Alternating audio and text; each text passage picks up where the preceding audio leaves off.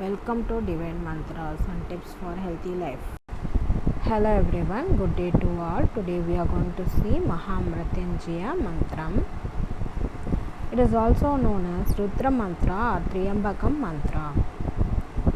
The meaning of Mrityunjaya Mantra is Great Death Conquering Mantra. Let's get started.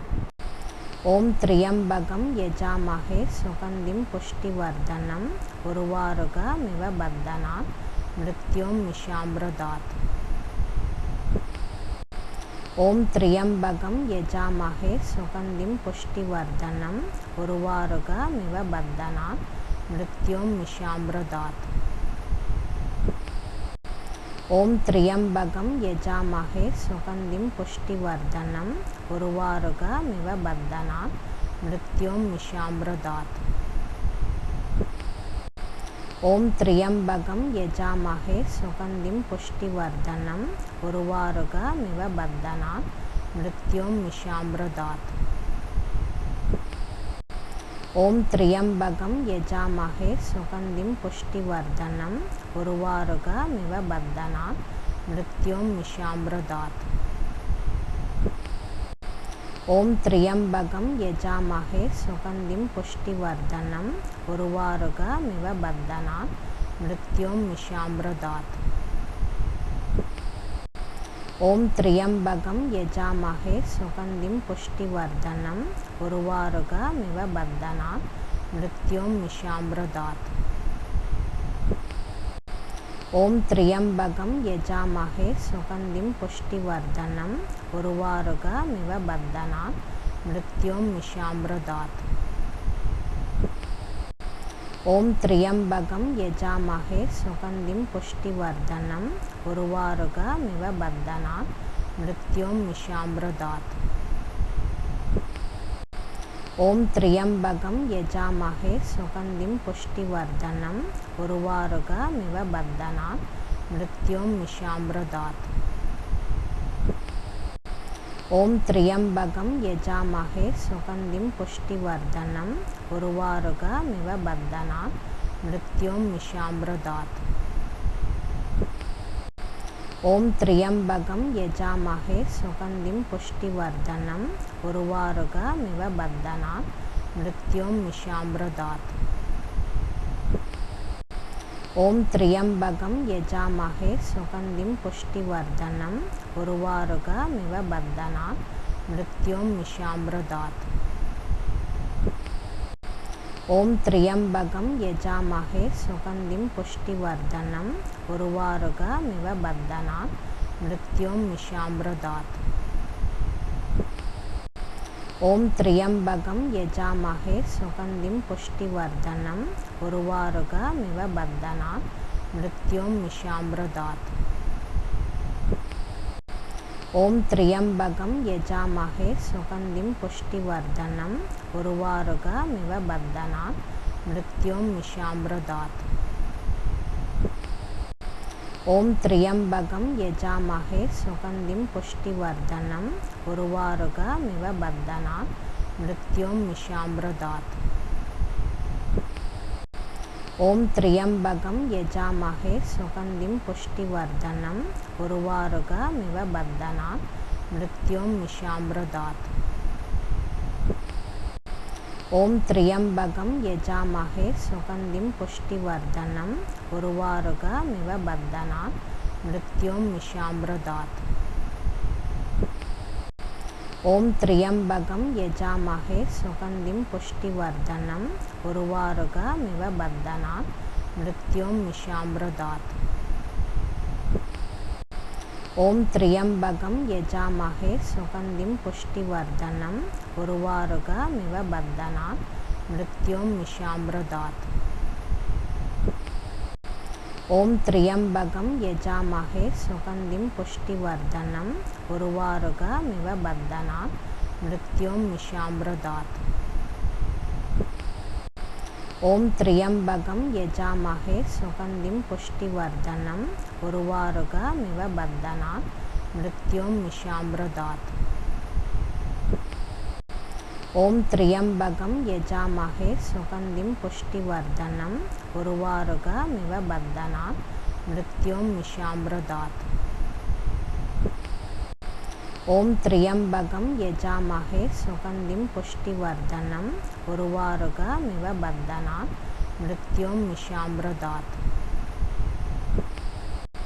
ओम त्र्यंबकं यजामहे सुगंधिं पुष्टिवर्धनम् उर्वारुकमिव बन्धनात् मृत्युंमिषामृतात्। ओम त्र्यंबकं यजामहे सुगंधिं पुष्टिवर्धनम् उर्वारुकमिव बन्धनात् मृत्युंमिषामृतात्। ओम त्र्यंबकं यजामहे सुगंधिं पुष्टिवर्धनम् उर्वारुकमिव बन्धनात् मृत्युंमिषामृतात्। ओम त्र्यंबकं यजामहे सुगंधिं पुष्टिवर्धनम् उर्वारुकमिव बन्धनात् मृत्युंमिषामृतात्। ओम त्र्यंबकं यजामहे सुगंधिं पुष्टिवर्धनम् उर्वारुकमिव बन्धनात् मृत्युंमिषामृतात्। ओम त्र्यंबकं यजामहे सुगंधिं पुष्टिवर्धनम् उर्वारुकमिव बन्धनात् मृत्युंमिषामृतात्। ओम त्र्यंबकं यजामहे सुगंधिं पुष्टिवर्धनम् उर्वारुकमिव बन्धनात् मृत्युंमिषामृतात्। ओम त्र्यंबकं यजामहे सुगंधिं पुष्टिवर्धनम् उर्वारुकमिव बन्धनात् मृत्युंमिषामृतात्। ओम त्र्यंबकं यजामहे सुगंधिं पुष्टिवर्धनम् उर्वारुकमिव बन्धनात् मृत्युंमिषामृतात्। ओम त्र्यंबकं यजामहे सुगंधिं पुष्टिवर्धनम् उर्वारुकमिव बन्धनात् मृत्युंमिषामृतात्। ओम त्र्यंबकं यजामहे सुगंधिं पुष्टिवर्धनम् उर्वारुकमिव बन्धनात् मृत्युंमिषामृतात्।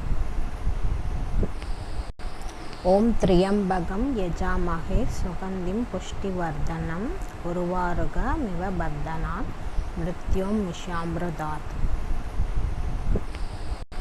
ओम त्र्यंबकं यजामहे सुगंधिं पुष्टिवर्धनम् उर्वारुकमिव बन्धनात् मृत्युंमिषामृतात्। ओम त्र्यंबकं यजामहे सुगंधिं पुष्टिवर्धनम् उर्वारुकमिव बन्धनात् मृत्युंमिषामृतात्।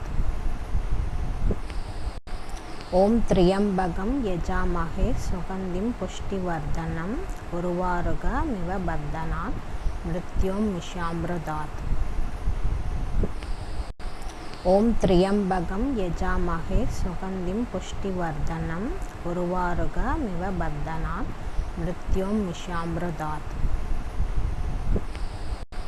ओम त्र्यंबकं यजामहे सुगंधिं पुष्टिवर्धनम् उर्वारुकमिव बन्धनात् मृत्युंमिषामृतात्।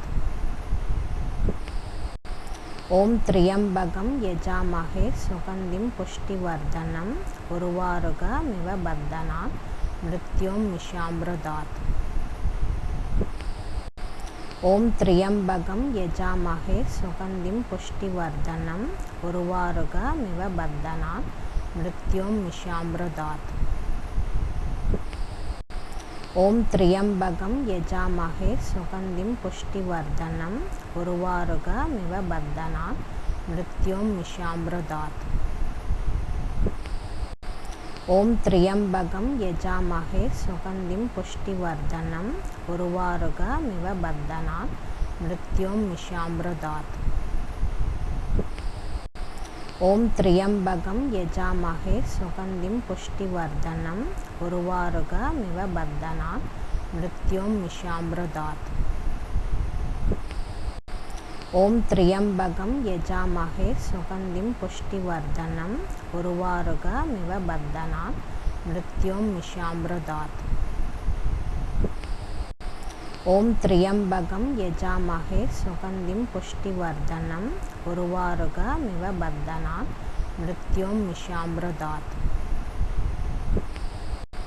ओम त्र्यंबकं यजामहे सुगंधिं पुष्टिवर्धनम् उर्वारुकमिव बन्धनात् मृत्युर्मुक्षामृतात्।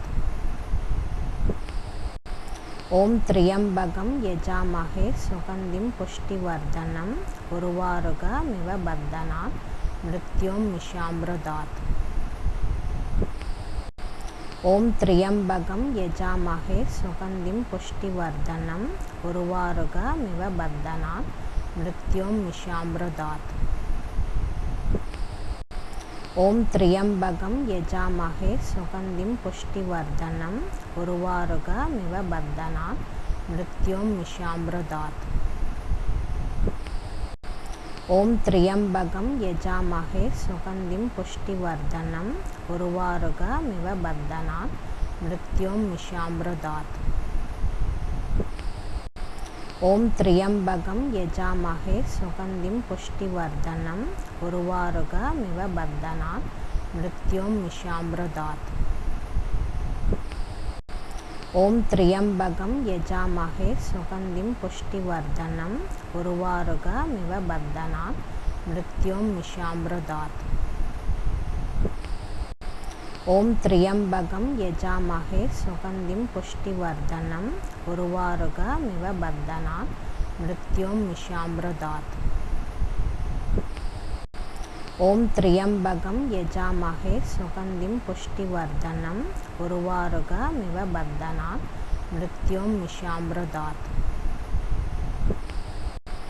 ओम त्र्यंबकं यजामहे सुगंधिं पुष्टिवर्धनम् उर्वारुकमिव बन्धनात् मृत्युर्मुक्षामृतात्। ओम त्र्यंबकं यजामहे सुगंधिं पुष्टिवर्धनम् उर्वारुकमिव बन्धनात् मृत्युर्मुक्षामृतात्। ओम त्र्यंबकं यजामहे सुगंधिं पुष्टिवर्धनम् उर्वारुकमिव बन्धनात् मृत्युर्मुक्षामृतात्। ओम त्र्यंबकं यजामहे सुगंधिं पुष्टिवर्धनम् उर्वारुकमिव बन्धनात् मृत्युर्मुक्षामृतात्। ओम त्र्यंबकं यजामहे सुगंधिं पुष्टिवर्धनम् उर्वारुकमिव बन्धनात् मृत्युर्मुक्षामृतात्।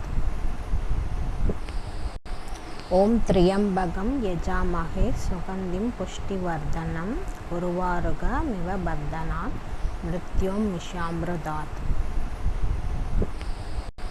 ओम त्र्यंबकं यजामहे सुगंधिं पुष्टिवर्धनम् उर्वारुकमिव बन्धनात् मृत्युर्मुक्षामृतात्।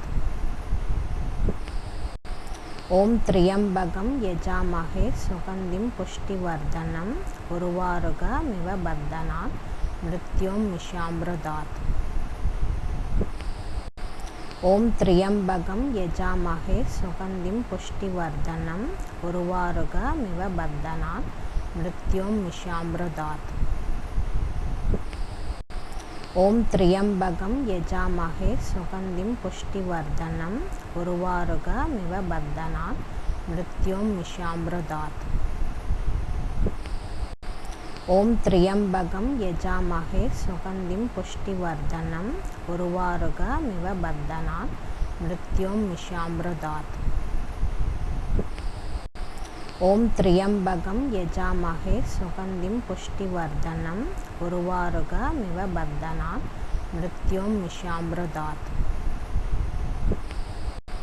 ओम त्र्यंबकं यजामहे सुगंधिं पुष्टिवर्धनम् उर्वारुकमिव बन्धनात् मृत्युर्मुक्षामृतात्। ओम त्र्यंबकं यजामहे सुगंधिं पुष्टिवर्धनम् उर्वारुकमिव बन्धनात् मृत्युर्मुक्षामृतात्।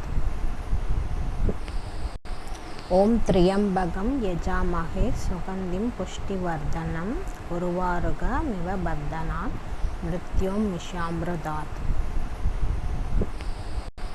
ఓం త్ర్యంబకం యజామహే సుగంధిం పుష్టివర్ధనం ఉర్వారుకమివ బంధనాత్ మృత్యోర్ముక్షామృతాత్. ఓం త్ర్యంబకం యజామహే సుగంధిం పుష్టివర్ధనం ఉర్వారుకమివ బంధనాత్ మృత్యోర్ముక్షామృతాత్. ఓం త్ర్యంబకం యజామహే సుగంధిం పుష్టివర్ధనం ఉర్వారుకమివ బంధనాత్ మృత్యోర్ముక్షామృతాత్. ఓం త్ర్యంబకం యజామహే సుగంధిం పుష్టివర్ధనం ఉర్వారుకమివ బంధనాత్ మృత్యోర్ముక్షామృతాత్. ఓం త్ర్యంబకం యజామహే సుగంధిం పుష్టివర్ధనం ఉర్వారుకమివ బంధనాత్ మృత్యోర్ముక్షామృతాత్. ఓం త్ర్యంబకం యజామహే సుగంధిం పుష్టివర్ధనం ఉర్వారుకమివ బంధనాత్ మృత్యోర్ముక్షామృతాత్. ఓం త్ర్యంబకం యజామహే సుగంధిం పుష్టివర్ధనం ఉర్వారుకమివ బంధనాత్ మృత్యోర్ముక్షామృతాత్. ఓం త్ర్యంబకం యజామహే సుగంధిం పుష్టివర్ధనం ఉర్వారుకమివ బంధనాత్ మృత్యోర్ముక్షామృతాత్. ఓం త్ర్యంబకం యజామహే సుగంధిం పుష్టివర్ధనం ఉర్వారుకమివ బంధనాత్ మృత్యోర్ముక్షామృతాత్. ఓం త్ర్యంబకం యజామహే సుగంధిం పుష్టివర్ధనం ఉర్వారుకమివ బంధనాత్ మృత్యోర్ముక్షామృతాత్. ఓం త్ర్యంబకం యజామహే సుగంధిం పుష్టివర్ధనం ఉర్వారుకమివ బంధనాత్ మృత్యోర్ముక్షామృతాత్. ఓం త్ర్యంబకం యజామహే సుగంధిం పుష్టివర్ధనం ఉర్వారుకమివ బంధనాత్ మృత్యోర్ముక్షామృతాత్. ఓం త్ర్యంబకం యజామహే సుగంధిం పుష్టివర్ధనం ఉర్వారుకమివ బంధనాత్ మృత్యోర్ముక్షామృతాత్. ఓం త్ర్యంబకం యజామహే సుగంధిం పుష్టివర్ధనం ఉర్వారుకమివ బంధనాత్ మృత్యోర్ముక్షామృతాత్. ఓం త్ర్యంబకం యజామహే సుగంధిం పుష్టివర్ధనం ఉర్వారుకమివ బంధనాత్ మృత్యోర్ముక్షామృతాత్. ఓం త్ర్యంబకం యజామహే సుగంధిం పుష్టివర్ధనం ఉర్వారుకమివ బంధనాత్ మృత్యోర్ముక్షామృతాత్. ఓం త్ర్యంబకం యజామహే సుగంధిం పుష్టివర్ధనం ఉర్వారుకమివ బంధనాత్ మృత్యోర్ముక్షామృతాత్. ఓం త్ర్యంబకం యజామహే సుగంధిం పుష్టివర్ధనం ఉర్వారుకమివ బంధనాత్ మృత్యోర్ముక్షామృతాత్. ఓం త్ర్యంబకం యజామహే సుగంధిం పుష్టివర్ధనం ఉర్వారుకమివ బంధనాత్ మృత్యోర్ముక్షామృతాత్. ఓం త్ర్యంబకం యజామహే సుగంధిం పుష్టివర్ధనం ఉర్వారుకమివ బంధనాత్ మృత్యోర్ముక్షామృతాత్. ఓం త్ర్యంబకం యజామహే సుగంధిం పుష్టివర్ధనం ఉర్వారుకమివ బంధనాత్ మృత్యోర్ముక్షామృతాత్. ఓం త్ర్యంబకం యజామహే సుగంధిం పుష్టివర్ధనం ఉర్వారుకమివ బంధనాత్ మృత్యోర్ముక్షామృతాత్. ఓం త్ర్యంబకం యజామహే సుగంధిం పుష్టివర్ధనం ఉర్వారుకమివ బంధనాత్ మృత్యోర్ముక్షామృతాత్. ఓం త్ర్యంబకం యజామహే సుగంధిం పుష్టివర్ధనం ఉర్వారుకమివ బంధనాత్ మృత్యోర్ముక్షామృతాత్. ఓం త్ర్యంబకం యజామహే సుగంధిం పుష్టివర్ధనం ఉర్వారుకమివ బంధనాత్ మృత్యోర్ముక్షామృతాత్. ओम त्र्यंबकं यजामहे सुगंधिं पुष्टिवर्धनम् उर्वारुकमिव बन्धनात् मृत्युर्मुक्षामृतात्। ओम त्र्यंबकं यजामहे सुगंधिं पुष्टिवर्धनम् उर्वारुकमिव बन्धनात् मृत्युर्मुक्षामृतात्। ओम त्र्यंबकं यजामहे सुगंधिं पुष्टिवर्धनम् उर्वारुकमिव बन्धनात् मृत्युर्मुक्षामृतात्। ओम त्र्यंबकं यजामहे सुगंधिं पुष्टिवर्धनम् उर्वारुकमिव बन्धनात् मृत्युर्मुक्षामृतात्। ओम त्र्यंबकं यजामहे सुगंधिं पुष्टिवर्धनम् उर्वारुकमिव बन्धनात् मृत्युर्मुक्षामृतात्। ओम त्र्यंबकं यजामहे सुगंधिं पुष्टिवर्धनम् उर्वारुकमिव बन्धनात् मृत्युर्मुक्षामृतात्।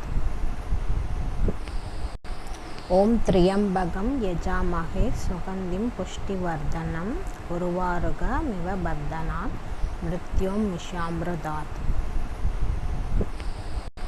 ओम त्र्यंबकं यजामहे सुगंधिं पुष्टिवर्धनम् उर्वारुकमिव बन्धनात् मृत्युर्मुक्षामृतात्। ओम त्र्यंबकं यजामहे सुगंधिं पुष्टिवर्धनम् उर्वारुकमिव बन्धनात् मृत्युर्मुक्षामृतात्। ओम त्र्यंबकं यजामहे सुगंधिं पुष्टिवर्धनम् उर्वारुकमिव बन्धनात् मृत्युर्मुक्षामृतात्। Meaning of mantram. We sacrifice to Triambaka, the fragrant, the increaser of prosperity, like a cucumber from its stem. Might I be freed from death, not from deathlessness. If you like this video, don't forget to like and subscribe to my channel. Share with your friends, comment in the comment section below, press the bell icon for more updates. Thanks for watching. Nandri, Vanakkam.